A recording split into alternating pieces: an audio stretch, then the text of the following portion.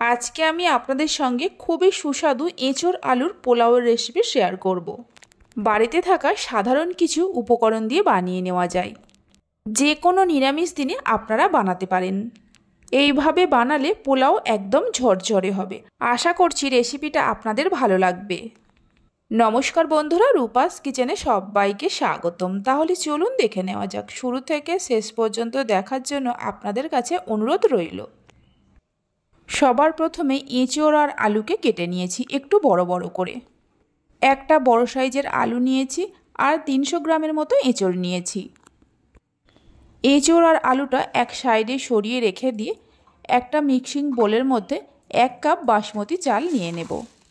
পোলাও তৈরি করার সময় যে কোনো কাপ বা বাটির মাপ করে চাল নেবেন, তাহলে জলটা দিতে সুবিধা হবে। 1 কাপ মানে প্রায় 200 গ্রামের মতো চাল আছে। 2-3 বার জল বদলে বদলে চাল ধুয়ে নেব।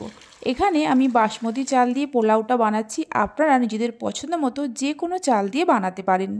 চাল ভালো করে ধুয়ে নেওয়ার পর রেখে দেব। চাল ভিজিয়ে রাখার কোনো প্রয়োজন নেই।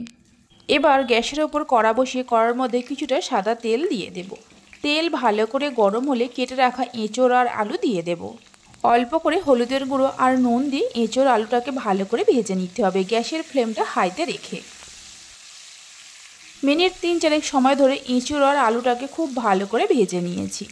একটা পাত্রের মধ্যে তুলে নিয়ে রেখে দেব।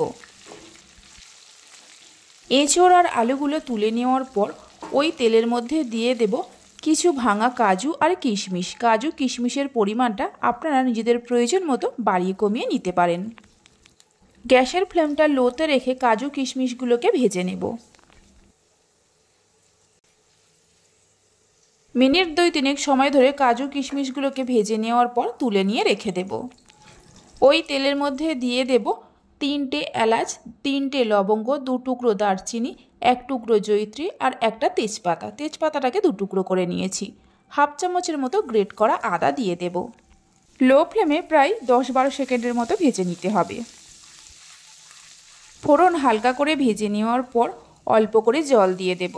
জলটা দেওয়ার পর কিছু গুঁড়ো মশলা দিয়ে দেব। অল্প করে হলুদের গুঁড়ো, জিরে গুঁড়ো, ধনে গুঁড়ো আর ঝাল লঙ্কার গুঁড়ো। সব কিছু আমি 1 চামচের 3 ভাগের 1 ভাগ করে নিয়েছি। মিডিয়াম ফ্লেমে মশলাটাকে মিনিট 3-4 সময় ধরে কষিয়ে নেব। মশলা ভালোভাবে কষিয়ে নেওয়ার পর ভেজে রাখা এঁচোড় আর আলু দিয়ে দেব। স্বাদ মতো নুন দিয়ে দেব আর অল্প করে গরম মশলা গুঁড়ো দিয়ে দেব। মশলার সঙ্গে এঁচোড় আর আলুটাকে ভালো করে মিশিয়ে নেব।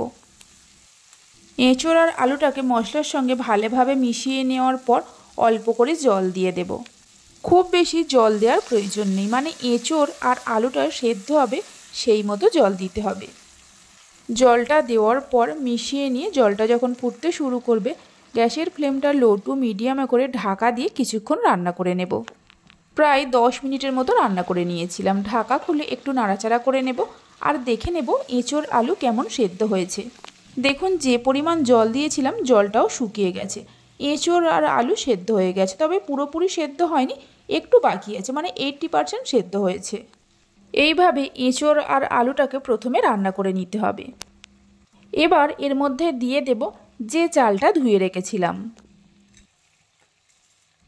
চালটা দেওয়ার পর এঁচোড় আলুর সঙ্গে একটু ভেজে নেব, গ্যাসের ফ্লেমটা মিডিয়ামে রেখে।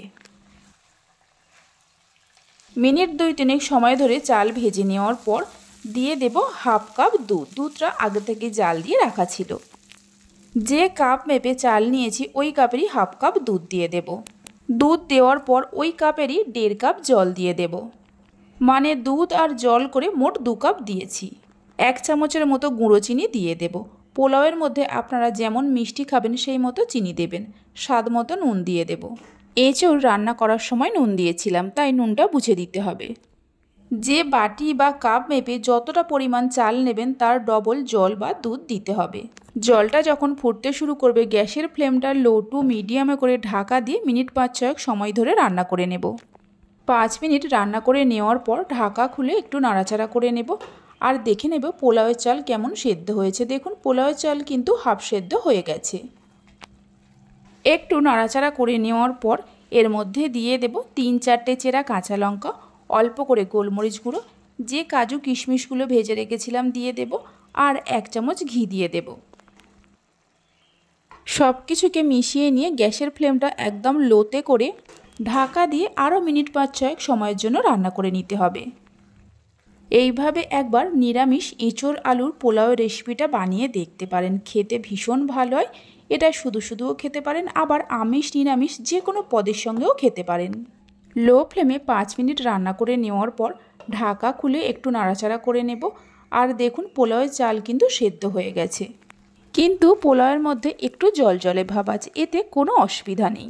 একটু নাড়াচাড়া করে নেওয়ার পর গ্যাসের ফ্লেমটা বন্ধ করে দিয়ে ঢাকা দিয়ে 5 মিনিটের জন্য রেখে দেব। 5 মিনিট পরে আপনাদের দেখাচ্ছি পোলাওটা কেমন হয়েছে। 5 মিনিট পর ঢাকা খুলে দেখাচ্ছি, দেখুন পোলাওয়ের মধ্যে যে জলজলে ভাব ছিল আর একটুও নেই।